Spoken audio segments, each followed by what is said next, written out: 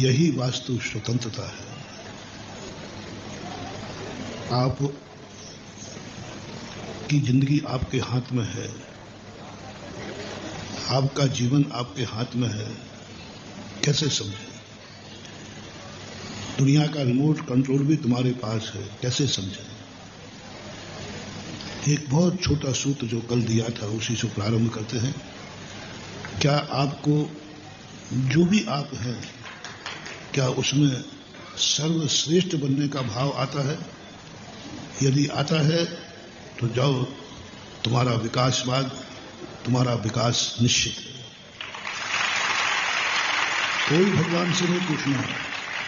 मैं ऐसे सूत्र तुम्हें देता हूं, तुम्हारा भविष्य तुम खुद घोषित करोगे। तुम्हारी जिंदगी का रिमोट कंट्रोल तुम्हारे हाथ में होगा।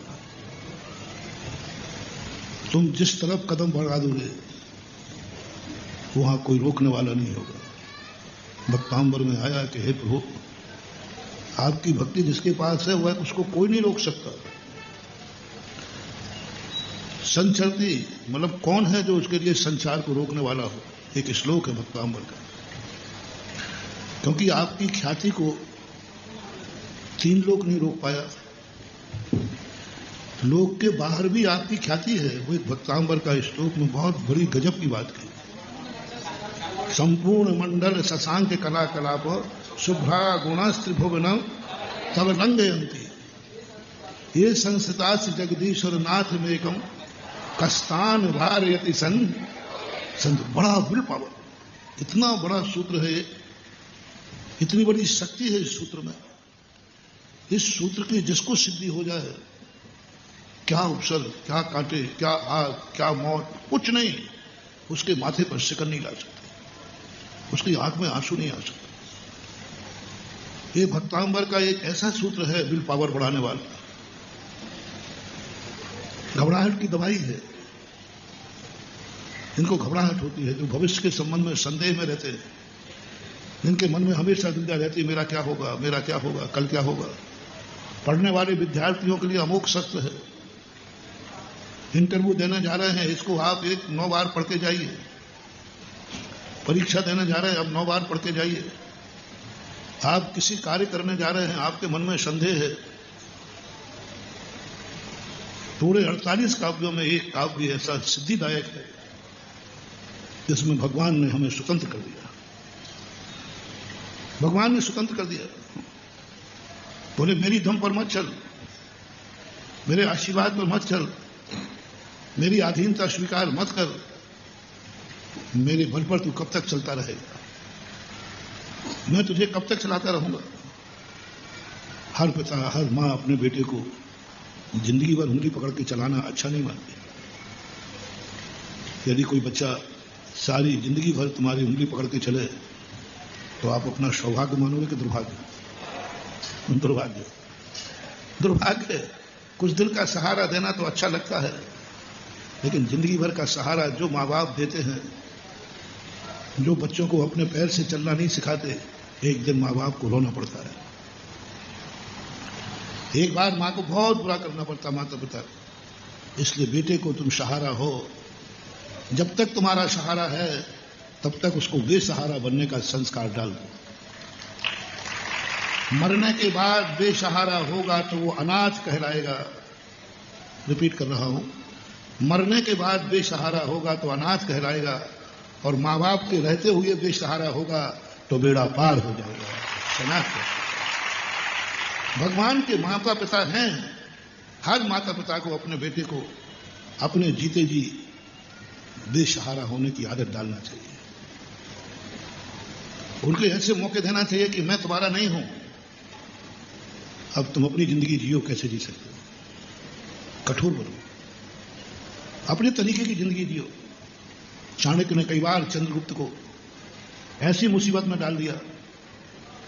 चाहते तो गुरु निकाल सकते थे, उन्होंने नहीं निकाला। बोले तुम खुद निकल के आओ, तुम खुद सोचो इस मुसीबत में। मर सकता था चंद्रगुप्त, लेकिन गुरु ने दया नहीं की। उन्होंने कहा नहीं, मैं कोई रास्ता नहीं बताऊंगा। गुरु से पूछा भी कि मुझे रास्ता दिखाओ, बोले कोई रास्ता नहीं है, तुम खुद अपनी बुद्धि लगाओ, तुम खुद सोचो कि मैं इस रास्ते में क्या से निकलूंगा। ये मान लीजिए कि गुरु नहीं है,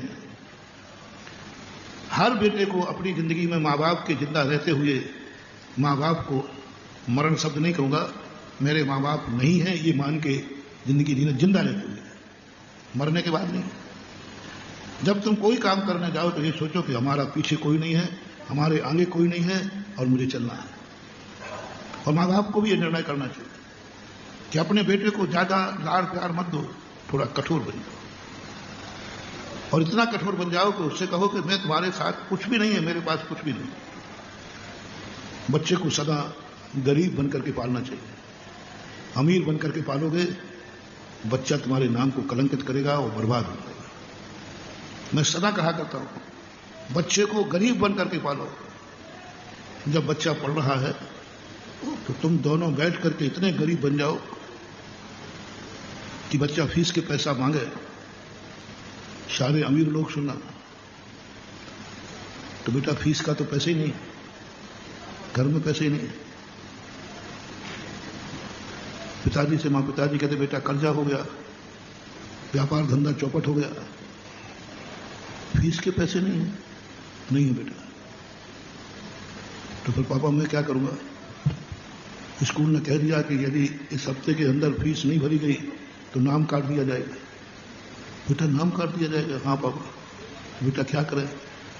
अब एक ही उपाय है, तेरी मम्मी को मैंने कंगन बना के दिए थे, यदि मम्मी वो कंगन बेच देवे या गिरवी रख देवे तो तेरी फीस चुक सकती है। पापा ऐसे बुरे दिन आ जाए कि कंगन बेचना पड़े माँ के? हाँ बेटा क्या करें? माँ से कहा तो माँ ने कहा कि यही कंगन तो मेरी धरोहर है, ये कैसे बेच दूं? लेकिन फिर भी बेटे के खातिर में कंगन देती हूँ। सोने के कड़े उतार के देवे और पति ले लेवे। बेटा ठीक है मैं जा रहा हूं इनको गिरवी रखने, कोई रख लेगा तो तुम्हारी फीस। और बाजार में गया, कहीं नहीं रखना है, जेब में रखना है, और लाकर फीस दे दी। बेटा ये फीस पकड़ो, कंगनों में आई है और अगले महीने का सोचता हूं। ये नाटक करना तुम सीख लो, हर बाप को सीखना है, हर माँ को सीखना है। दोनों प्लानिंग से बच्चों को जन्म तो दे देते हो लेकिन उनका पालन नहीं कर पाते हो। तुम लाड़ प्यार में उनको सब बता देते हो, अपनी इतनी संपत्ति, इतना वैभव, इतना सब, तो क्या खाक पड़ेगा? और उसके बाद जब उसकी जिंदगी में आएगा तब सोच लेगा मेरा बाप पकड़, अब मुझे पढ़ना पड़ेगा, बिना पढ़े बिना मुझे योग्य बनना पड़ेगा। आप 1 साल करके देख लेना, इसके 50% नंबर आते थे, उसके 80, 85, 95% नंबर आना शुरू हो। बेसहारा कर दो उसको, तुम्हारी धम जो उसके अंदर भरी है वो धम निकाल दो, कोई सहारा नहीं दे रहा, तुम अकेला है। व्यक्ति इंसान बन जाए, व्यक्ति की जिंदगी सुधर जाएगी। और जब उसकी अच्छी नौकरी लग जाए, अच्छा सब कुछ हो जाए, तो पूरी वसीयत दे देना, ले बेटा ये सब तो पापा इतना सब तुम्हारे पास था। बोले ये नाटक मेरे गुरुजी ने सिखाया था, और इसी नाटक की बदौलत है तो आज एक इंसान बन गया है, आज इतनी ऊंचाई पर पहुंच गया है। ये नीति है। कभी भी तुम्हें महान बनना है या किसी को बनाना है, उसमें कठिनाइयों में डाल दो, विपत्तियों के बीच डाल दो और बेसहारा कर दो। ये पूज्यवर मानतंग आचार्य महाराज की जय। गजब का सूत्र है, कैसे चिंतन किया, क्या किया, असंभव को संभव कर रहे। इस सूत्र में पूज्यवर मानतंग आचार्य महाराज ने कितनी बड़ी बात कही। कौन रोक सकता है मुझे? कर्म, काल, नियत, भाग, कोई की ताकत नहीं है मुझे रोकने की। क्योंकि मैं उन भक्तों, उन भगवान का भक्त हूं जिस भगवान की ख्याति 3 लोक के बाहर भी जा रही है। विचार करना, 3 लोक के बाहर कोई भक्त है ही नहीं, फिर ख्याति क्या हो रही?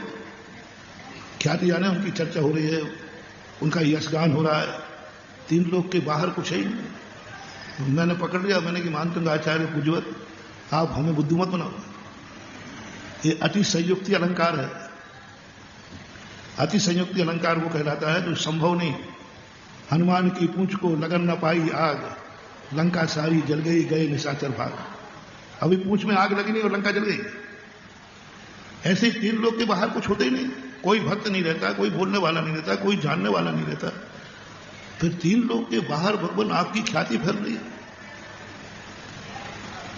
कई वर्षों तक ये श्लोक भक्तांबर जब भी पढ़ता था, यहां मानतुंगाचार्य महाराज से कहता था, भगवान अति कर दिया आपने, ये अति संयुक्ति अलंकार। बुद्धू लोग तो नहीं पकड़ पाएंगे, लेकिन मैंने पकड़ लिया, मैं इतना बुद्धू भी नहीं हूं। लेकिन जब पूज्य कुंदकुंज स्वामी महाराज का गीता अधिकार पढ़ रहा था, वचन सार का, वहां श्लोक का अर्थ समझ में आया कि हमारे यहां कोई भी कथन अतिशयोक्ति नहीं होता, हमारे यहां कारण कार्य की विवक्षा है। हे भगवान, आपकी ख्याति फैल रही है, यानी आप 3 लोक तक ही आपका ज्ञान नहीं जा रहा है, 3 लोक के बाहर अलोकाकाश को भी आपका ज्ञान जानता है।